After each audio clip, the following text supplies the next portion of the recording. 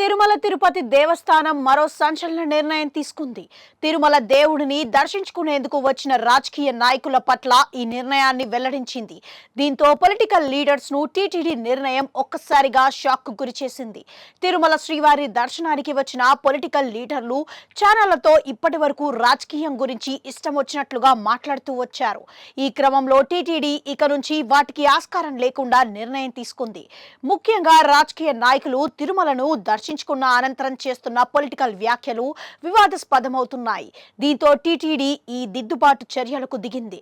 ఇకపై తిరుమల కొండపై రాజకీయ ప్రసంగాలు చేస్తే కఠిన చర్యలు తప్పవని హెచ్చరికలు జారీ చేసింది. తిరుమల కొండపై రాజకీయ ప్రసంగాలను పూర్తిగా నిషేధించింది. తిరుమల పవిత్రతను, ఆధ్యాత్మిక వాతావరణం దెబ్బతినకుండా టీటీడీ ఈ నిర్ణయం తీసుకుంది. అలాగే తిరుమలకు వచ్చిన వారికి మరింత ప్రశాంతత కల్పించేలా కొత్త బోర్డు ఈ విధంగా ఆలోచించింది. నిత్యం గోవిందనామ స్మరణతో మారుమ్రోగే పవిత్రమైన తిరుమల దివ్య క్షేత్రంపై ఈ రాజకీయ ప్రసంగాలతో వాతావరణం చెడిపోతుందని బోర్డు భావించింది. ఇక మైక్ దొరికిందే తడువుగా రాజకీయ నాయకులు సైతం తమ నోటికి పని చెప్తున్నారు.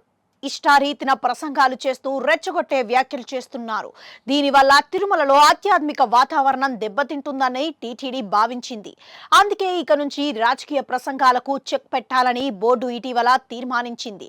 ఇందులో భాగంగా ఇకపై తిరుమలకు వచ్చే పొలిటికల్ లీడర్స్ రాజకీయ విమర్శలు, రాజకీయ ప్రసంగాలు చేయొద్దని విజ్ఞప్తి చేసింది. అలాంటి ప్రసంగాలకు దూరంగా ఉండాలని అభ్యర్థించింది. సిబ్బంది కూడా వాటిని ఎంకరేజ్ చేయొద్దని ఆదేశించింది. ఇప్పటికే ఈ నిబంధన మీద తీర్మానం చేయగా ఈ రోజు నుంచే అమల్లోకి తీసుకొచ్చారు.